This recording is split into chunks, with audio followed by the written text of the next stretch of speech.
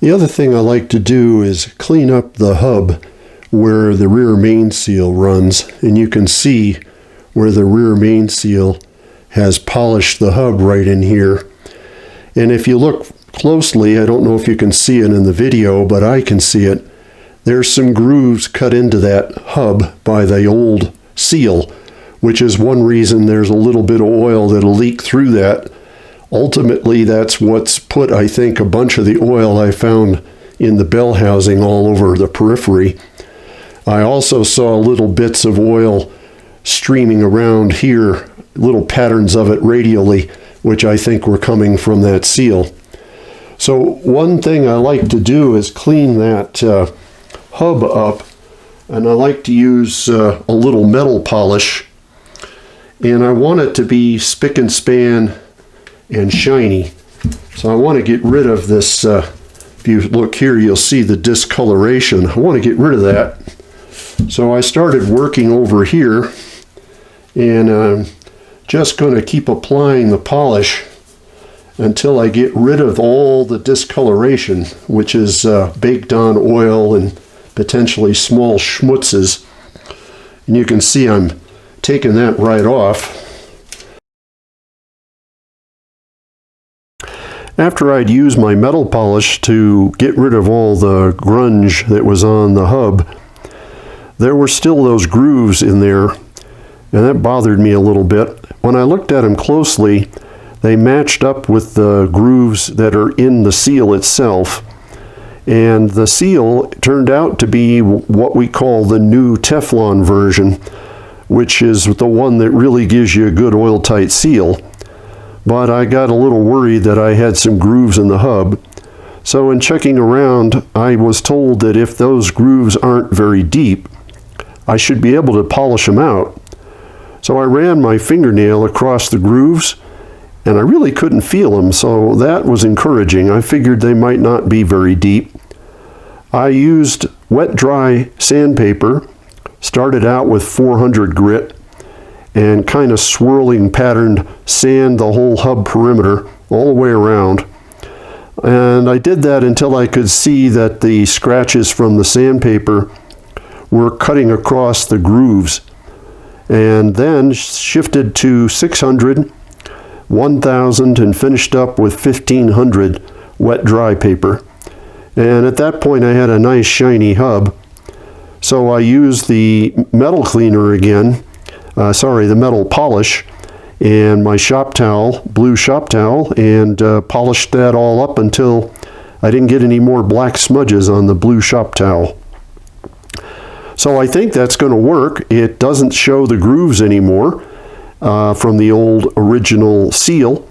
It should be a nice shiny clean surface for the new seal to bed into, and ought to be oil tight.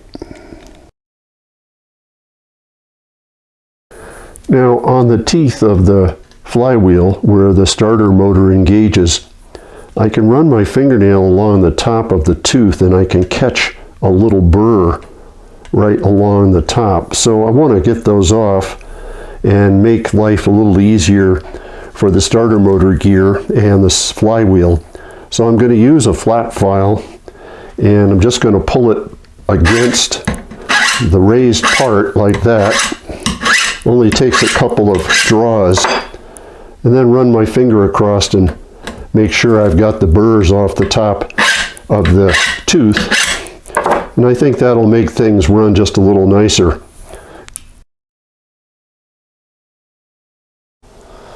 Before I install the flywheel bolts, I want to clean the holes to make sure there's no oil or anything in there. So I'm going to use a Q-tip and a little bit of brake cleaner on the end. And then I just take it and swab the inside of the hole, all the threads. And there's a little bit of oil on it, and then I clean it out with the second tip on the end, just kind of make sure I get any oil or deposits on those threads out of there. And I just continue to go around with Q-tips until pretty much they all come out clean.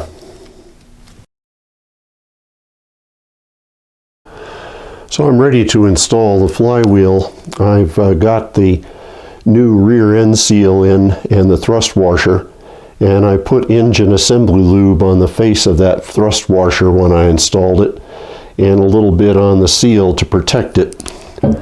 On the flywheel, I've installed the new O-ring, and I've heated up the guide ring here to make it easy to slide on to the crankshaft nose. Now there's a mark here on the crankshaft that I made when I removed the flywheel so that the flywheel will align correctly on the crankshaft, so the timing marks on the flywheel are where they need to be. There's a corresponding mark on the face of the flywheel. So when I install the flywheel and guide ring, I just want to make sure I line them up so that they're on the same bolt holes, and then just push it home just like that. Now these are brand new flywheel bolts, and I cleaned them with brake cleaner so there's no oil on the threads, and I cleaned the inside of the holes in the crankshaft with Q-tips and brake cleaner again to get any oil out of them, because these torque down dry, so you don't want any oil on them at all. And essentially we just go around and tighten up the bolts.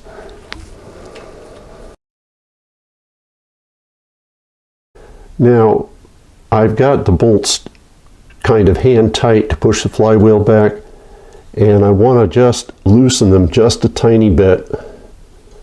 Just take the pressure off just a little bit like that, and then I'm going to heat it, and I'll get it aligned. Now that I have the flywheel installed and the bolts are snug, I'm heating up around the guide ring here on the front face, because I want to make the flywheel spin easily on the crank nose. And the reason for that is that I want to get it centered, because if I don't get it centered, the timing will be off by several degrees. So what I've done is position one of the teeth right here on the flywheel so that it's my indicator. And what I want to do is adjust the flywheel back and forth until I get it halfway. So that's one side, that's the other. About halfway through the tooth will give me a centered flywheel. And then I'm just going to tighten up the bolts, and it'll be centered on the crankshaft, and the timing should be correct when I have the bolts torqued down.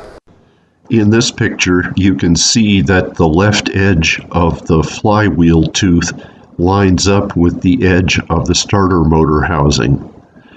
When I move the flywheel, you can see that the other edge of the tooth is lining up with the edge of the starter motor housing. So I want to position the flywheel with the middle of the tooth lined up with the edge of the starter motor housing. That will center the flywheel on the bolts. So I don't have a flywheel immobilizing tool. I use a large blade, flat blade screwdriver, stick it in between the teeth of the flywheel, and then lean into it while the engine is butted up against the wall, and then put my torque wrench on and set the torque. Now I'm only torqued to about half the maximum, and I'm just checking to make sure everybody's tight. But that's the technique to immobilize the flywheel.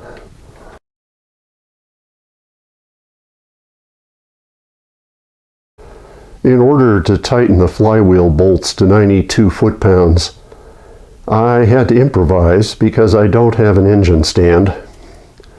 So I used my tie-down strap and a board over the top of the block and cinched that as tightly as I could. And then on this side I screwed a piece of planking into the workbench right up against the base of the oil pan. And then over here, I used a brace up underneath the bell housing up against this block, which is screwed into the workbench.